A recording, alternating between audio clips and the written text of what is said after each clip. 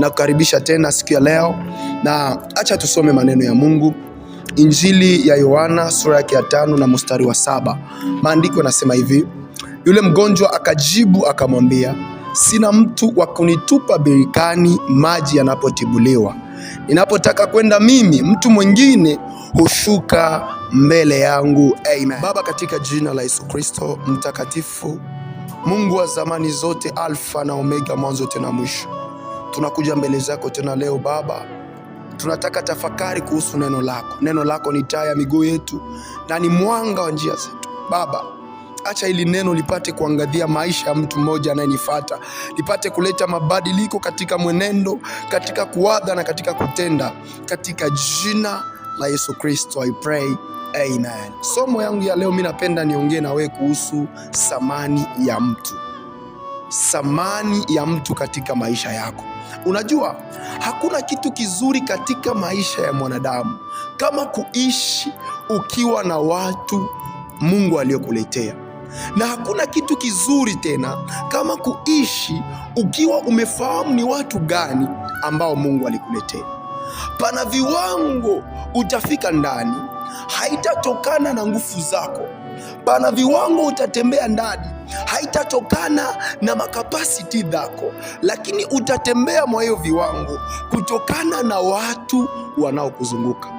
Kuna watu walipoteza nafasi zao kwa sababu ya kukosa watu. Pana watu walipoteza viwango vyao ambavyo walikuwa wanaelekea sababu ya kutokuona thamani ya watu waliokuwa pamoja nao. Ngoja nikwambie, kila mwanadamu hapa kudunia anahitaji mtu.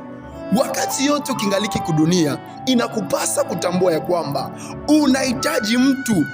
Ili ufikie ndoto yako, pana watu unatakiwa kuwa nao. Ili ufikie unachokipanga, pana watu unatakiwa kuwa nao. Na wale watu ukiachana nao leo, hutofika sehemu unapopanga kufika. Na wale watu kama hauenende pamoja nao, itakuwa vigumu kwako kusema ufikie viwango ambavyo unataka kufikia. Biblia inasema hivi: kulikuwa na mtu mmoja. Huyu mtu alikuwa hapa kukisima cha Betsaida. Maandiko yanasema kwamba alikuwa amefanya siku mingi hapa, na alikuwa mgonjwa, alikuwa anapooza. Na huyu mtu kupooza kwake haikukuwa magonjwa ya wakati mmoja wala ya siku moja, lakini maandiko yanasema ilikuwa kitu cha kudumu. Ilifanya miaka mingi sana. Biblia inasema kama alifanya tantwita kwa hii kisima. Na kwa hii kisima, ngoja niseme hivi, naweza nikasema kama kwa hii kisima kulikuwa hakuna uponyaji, kulikuwa kuko opportunity ya kupona. Paske Biblia inasema mwenye alikuwa anaingia wa kwanza mwa ile maji ndio mwenye alikuwa anapokea uponyaji. Manake unaweza kuwa kwa ile kisima, kama haukuingia wa kwanza, hautokaa ukatoka pale. Na Biblia inasema huyu mtu alikawia kwa ile kisima juu ya kukosa watu, juu ya kukosa mtu. Biblia inasema Yesu alipofika akamwambia, unataka nikufanyizie nini? Huyu kiwete akamwambia, sina mtu wa kunitupa birikani maji yanapochemka. Nikutaka kusema nini? Huyu mgonjwa alikuwa amefanya hatua ya kutoka nyumbani kwake mpaka kwa hii kisima, lakini akafika sehemu fulani akakuwa limited, akashindwa kuendelea mbele. Na ili apate kufikia ndoto yake alihitaji mtu. Ndoto ya huyu kiwete, ya huyu mtu wa kupooza, ilikuwa siku moja naye aingie katika ile kisima na apate uponyaji. But the Bible says that alitoka nyumbani akafika kwa ile kisima, lakini akafika kwa hatua ambapo alikuwa anahitaji mtu. Ngoja niongee na mtu mmoja nikimwambia, in your life, katika maisha yako utafika kwa wakati ambapo utahitaji watu. Unaweza kukubali wala unaweza kukataa, but there are time ambayo utajikutana in the situation utakuwa na hitaji watu. Ili ufikie ndoto yako, ili ufikie hatima yako, una haja ya watu.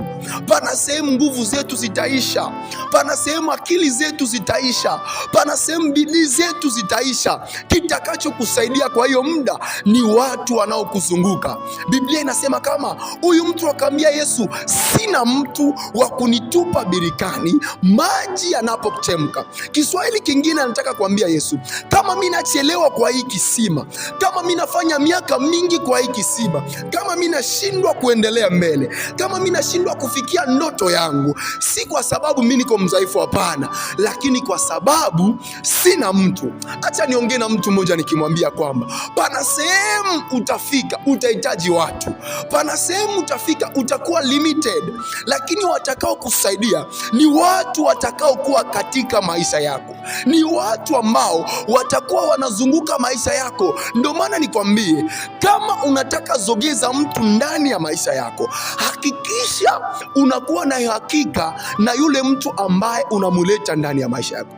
Si kila mtu ndo anatakiwa kuingia ndani ya maisha yako, hapana. Si kila mtu ndo anatakiwa kuwa katika maisha yako. Pana watu wanastahili kuwa karibu nawe, pana watu unatakiwa kuwaleta ndani ya maisha yako, na pana wengine hautakiwi kuwaleta. Let me tell you this, pana mtu ukimwingiza katika maisha yako, all your things, vitu vyako vyote vinakuwa blocked, vitu vyako vyote vinakuwa limited. Yule mtu si mchawi, hapana, lakini umemleta pa nafasi ambapo hastahili. Let me talk to somebody nikimwambia kwamba kila mtu ana nafasi yake, kila mtu ana hatima yake, kila mtu ana ndoto yake, na ili upate kufikia ndoto yako unatakiwa kukuwa na watu fulani katika maisha yako. Si kila mtu anatakiwa kuwa ndani ya maisha yako, si kila mtu unatakiwa kutembea naye, hapana. Si kila mtu unatakiwa kusema naye. Pana wale wanatakiwa kuwa ndani ya maisha yako, na pana wale wengine unastahili kuwaweka mbali. Maandiko yanasema kwamba huyu kiwete, huyu jamaa alichelewa kwa hii kisima kwa sababu ya kukosa mtu. Naongea na mtu mmoja nikimwambia, uko na ujuzi, unafaa, lakini kwa sababu hauna mtu, ndio maana hautumiki kwa ile nafasi. Inawezekana pana mtu anakufundisha, inawezekana pana mtu ni kiongozi wako, lakini ukitafakari maisha yake unaona ya kwamba ule mtu una ujuzi zaidi yake, unaona ule mtu unamshinda, lakini kwa sababu hauna mtu wa kukuweka pale, ndio maana ukingaliki nachelewa. Let me pray to you kwa hii siku ya leo. Acha Bwana akuletee watu wa maana katika jina la Yesu. Yeyote ambaye haiko mtu wa maana kwako, Mungu amuondoe, na Mungu akalete watu watakao kuwa wa thamani na watakao kuwa wa muhimu katika maisha yako. Biblia inasema kama huyu jamaa akasema sina mtu. Yani Kiswahili kingine anataka ambia Yesu, kuchelewa yangu hapa, kufanya yangu tandwita kwa hii kisima, haiko kutaka yangu, lakini ni juu ya kukosewa na mtu. Ngoja niongee na mtu. Unaweza ishi maisha ambayo hukutaka kuyaishi, unaweza kuishi maisha ambayo hukupanga kuyaishi, lakini kwa sababu ya kukosa mtu unajikutana in this situation. Kwa sababu ya kukosa mtu unajikutana kwenda pa nafasi ambapo hujatarajia kuwa. Ngoja nikwambie, yengine viwango tutatembea ndani, hapana juu tunastahili, lakini kwa sababu ya watu ambao wako katika maisha yetu. Bwana Yesu asifiwe sana. Ushangawahi tafakari kuhusu maisha ya Esau na Yakobo. Biblia inasema walikuwa watoto wawili wa Isaka, Esau na Yakobo. Huyu Esau alikuwa mkubwa na Yakobo alikuwa mdogo, lakini sikia kitu cha kushangaza. Maandiko yanasema kwamba wakati baba yake alitaka kumbariki, akamwambia Esau, wende nitengenezea chakula, uinde nyama, unitengenezee supu nikule, nikisha kula roho yangu ifanye nini? Ikubariki. Esau anatoka anaenda tafuta chakula, lakini mama yake na Yakobo alisikia zile habari. Biblia inasema akaenda ambia Yakobo, wewe wende ukamate zile baraka za mkubwa yako. Kuna fasi utafika, hapana juu unastahili, lakini juu ya watu wenye uko nao. Biblia inasema kama Yakobo akiambia mamake, no papa, baba wakati nitaenda mbele yake atanitambua. Baba yangu nikienda simama mbele yake atanitambua, na atajua kama mie siko Esau, lakini mie ni Yakobo. Na wakati atakaponitambua, kuliko nipate baraka nitalaaniwa. But the Bible says that mama yake akamwambia, uende, baba yako akikulaini, zile laana hazitakuwa juu ya maisha yako, lakini zile laana mbele ya huyu Mungu ninayemtumikia zitakuwa juu yangu. Ngoja nikwambie, pana watu watakubali kuteseka kwa ajili yako. Pana watu kama ukiwaleta ndani ya maisha yako, sehemu ambapo aibu yako ingalionekana, wao watakubali wachukue aibu yako, lakini wewe ufike kwa hatima yako. Pana watu ukiwaleta ndani ya maisha yako, wao watakubali kudharauliwa, lakini wewe ufike sehemu ambapo Mungu iko na kuelekezea. Ndio maana naombea mtu mmoja ambaye iko unanifuata, acha Mungu akalete watu wa maana katika jina la Yesu. Yeyote asiyetokana na mapenzi ya Bwana ndani ya maisha yako, Mungu akamuondoe, na Mungu akalete watu walio sahihi, watu walio wa muhimu katika maisha yako. Biblia inasema kama Yakobo akaenda na akapata zile baraka. Kuko zingine opportunity zenye utakuwa haumerite, kuko zingine opportunity zenye utakuwa haustahili, lakini juu ya watu wenye viko mu maisha yako inakufanya kufika kwa zile nafasi. Para sehemu haustahili shimama, lakini juu ya watu wenye unajizungushia utafika kwa ile nafasi. Ndio maana nakuombea siku ya leo, acha Mungu alete watu wa maana katika maisha yako. Acha Mungu akalete watu wa thamani katika huduma yako. Acha Mungu akalete watu wa muhimu katika kazi yako. Kokote utakapokuwa, Bwana alete watu wa maana. Biblia inasema kama huyu kiwete akasema, sina mtu wa kunitupa birikani. Yani ni kutaka kusema nini? Kuchelewa ya huyu mtu ilitokana na ukosefu ya watu. Inawezekana ndani ya maisha yako uko nachelewa. Pana sehemu katika biashara yako ulijikutana unakuwa limited. Pana sehemu katika jitihada yako na bidii zako kutumikia ndoto yako umejikutana umekuwa limited. Ngoja nikwambie, hiyo haitokane na wewe, lakini pana mtu akiingia ndani ya maisha yako utaona vitu vinaanza endeka. Pana mtu akiingia katika maisha yako utaona vitu vinaanza kuendelea mbele. Ndio maana acha nikwambie, inakupasa kuwa makini kutambua ni watu gani unawaleta katika maisha yako. Pana mwingine mtu akiingia ndani ya maisha yako inaharibika. Pana mwingine mtu akiingia katika maisha yako ndoto zako zinakufa.